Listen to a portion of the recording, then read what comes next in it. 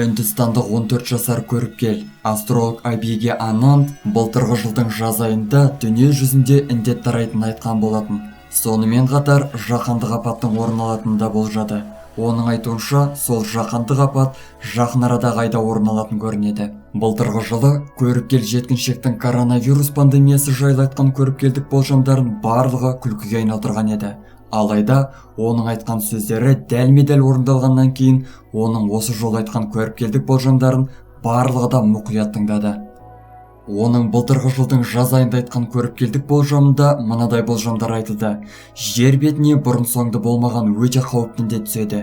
Бірақ оны тек мамыр айында дүниежүзі елдері бақылауға алады. Тәртіп өзгеріп, адамдардың өмірі үлкен өзгеріске ұшырайды. Қытай бұл аурудың салдарынан қатты құлдырайды. Әсіресе дамыған елдердің экономикасы біраз төмендейді. Оның әлеуметтік желідегі видеосын дүниежүзі бойынша жалпы саны 10 миллионнан астам адам қараған.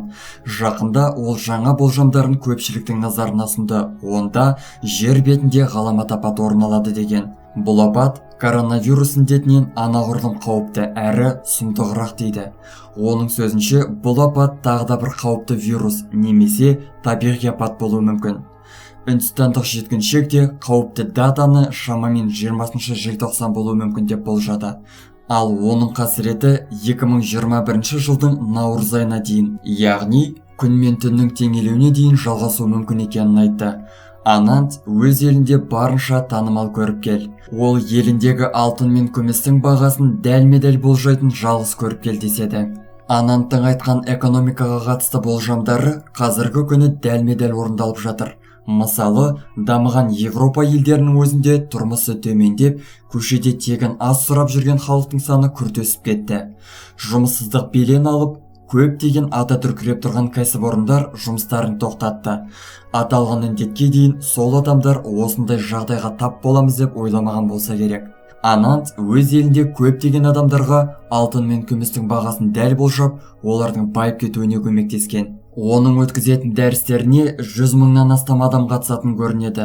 Анандтың сөзінше, қараша айына қарай дүние жүзінде вирус қайта өршіп, белсене түрде тарай бастайды. Тіпті жаз айларында аса көп ауру болмаған елдердің өзінде коронавирус індеті кеңінен етек жайып, қауіпті кезең басталатынын жеткізді. Космостағы орын алып жатқан жағдайлар өте шиеленісті әрі күрделі. Осының салдары жер бетіндегі барлық адамдарға әсер етеді. Абиге Анандтың сөзінше, бұрындары денсаулығына шағымы болмаған сау адамдардың өзі қараша айларында бойынан әлсіздікті сезініп, ауруларға жиі бой береді дейді. Атап айтқанда, бас ауруы, қан қысымының төмендеуі немесе жоғарылауы, организмдегі бұрын-соңды болмаған түсініксіз өзгерістер байқалуы мүмкін. Бұның барлығы аспан кеңістігіндегі жұлдыздар мен ғаламшарлардың жер бетіне жасап жатқан ықпалынан дейді. Көріпкел астролог жылдың аяғында орын алатын жаһандық өзгеріске адамзаттың барлығы дайын болу керектігін ескертті. Бұл рухани және материалдық дүниелердің шайқасы, сондықтан да адамзат барлық жағынан сақадай сай тұру керек дейді. Ол бір хабарламасында банктерге толықтай арқа сүйеудің қажеті жоқ, қолма-қол ақшаны сақтап отырған дұрыс екенін жеткізді.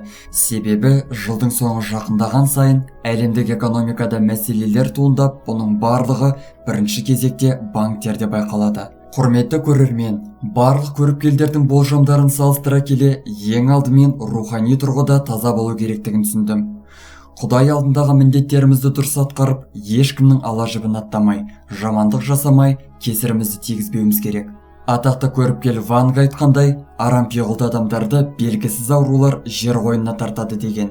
Сондықтан да бір-бірімізді сыйлап, зиянымызды тигізбей, жақындарымыздың қадірін біліп, не жағдай орын алса да оны қабылдай біліп, барлығына дайын болғанымыз жөн. Тек жақсы күндерде нәсіп етсін деген тілекпен осы шығарылымды аяқтаймын. Аман, сау болыңыздар.